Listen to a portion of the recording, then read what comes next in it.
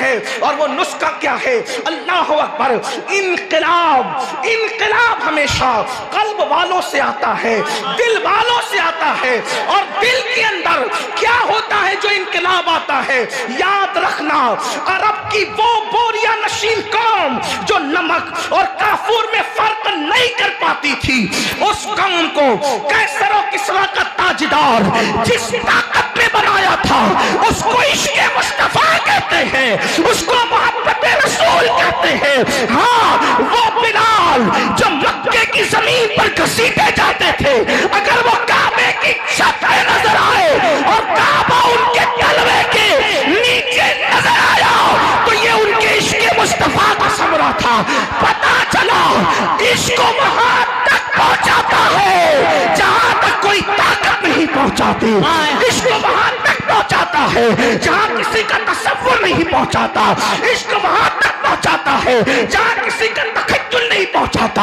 آؤ اس سے عشق کریں، آؤ اس سے محبت کریں جس سے مخلوق نہیں بلکہ خالق بھی محبت کرتا ہے، خالق بھی پیار کرتا ہے۔ اللہ اکبر، میرے آقا علیہ السلام کے دیوانوں، آج تسبیح تو ہے، آج تسبیح تو ہے، لیکن عشق مصطفیٰ کہاں ہے؟ اللہ اکبر، آج نماز تو ہے، نماز لانے والے رسول کی محبت کہاں ہے؟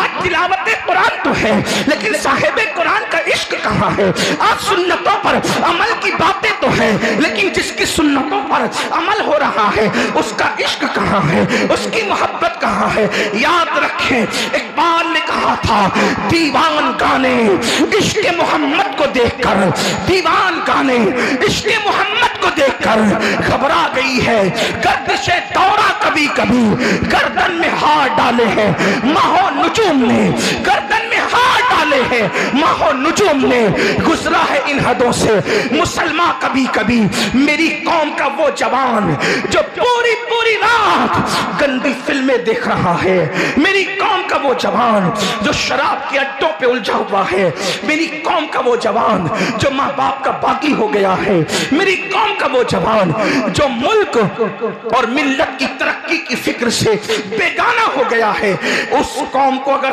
سنوارا جا سکتا ہے تو ایک ہی فکر ہے، یہ دل مدینے کے تاجدار سے لگا دو، ان کو نبی کا دیوانہ بنا دو، ان کو نبی کا عاشق بنا دو، انقلاب خود بخود آئے گا۔ لوگ کہتے ہیں امین القادری یہ کیسے ہو سکتا ہے کہ کوئی نبی کا عاشق ہو اور نماز بھی پڑھنے لگے؟ میں نے کہا جب عشق کرے گا نا تو اس تک کی بات پہنچے گی کہ نماز نبی کی آنکھوں کی ٹھنڈک ہے۔ کیا تم نے کوئی ایسا عاشق بھی دیکھا ہے جو اپنے محبوب کی آنکھوں کو ٹھنڈک نہ پہنچائے؟ اللہ اکبر، اللہ اللہ، جب عشق کرے گا اس کو یہ بات پہنچے گی کہ گناہ کرنے سے نبی کا دل دکھتا ہے، نبی کے پاک کے دل کو تکلیف پہنچتی ہے، تو وہ گناہوں سے خود بخود بچے گا۔ میرے آقا علیہ السلام کے پیارے دیوانوں، آج میں اپنی گفتگو کو طویل نہ کرتے ہوئے بہت مختصر میں بات اپنی سمیٹ لوں گا۔ مجھے پتا ہے بہت دیر سے آپ لوگ بیٹھے ہوئے ہیں اور میں بہت دیر تک کے آپ کو الجھا کر رکھنا نہیں چاہتا، بس دو باتیں عرض کر کے اپنی بات مکمل کر لوں گا۔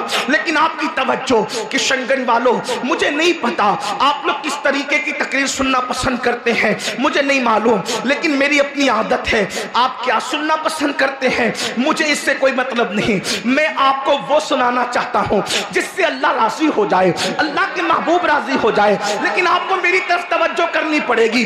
دیکھیں بات آپ سے کہتا ہوں، اللہ اکبر، آپ نے اکثر ہمارے علماء سے سنا ہوگا نبی سے پیار کرو، آقا سے عشق کرو، حضور سے محبت کرو، تو کبھی کبھی کسی انسان کے دماغ کے اندر وسوسہ آ سکتا ہے کہ یار یہ مولوی لوگ نبی کی محبت ہم پہ تھوپ تو نہیں رہے ہیں، معاذ اللہ نبی کی محبت ہم پر تھوپی تو نہیں جا رہی ہے۔ ایک بات اچھی طرح یاد رکھنا اور اچھی طرح خیال رکھنا، نبی کی محبت تھوپنے کی چیز نہیں ہے، بلکہ ہمارے نبی ہیں ہی ایسے، ہمارے آقا ہیں ہی ایسے، جو ان کو دیکھ لیتا ہے عشق کرنے پہ مجبور ہو جاتا ہے، جو ان کو دیکھ لیتا ہے محبت کرنے پہ مجبور ہو جاتا ہے، جو ان کو سن لیتا ہے محبت کرنے پہ مجبور ہو जाता है। अरे नादान, बिन देखे जब ये आलम है तो दीदार का आलम क्या होगा। अल्लाह अकबर। हमारे आका कैसे हैं? एक अंग्रेज मुफक्किर ने कहा था, अगर किसी में तीन में से एक बात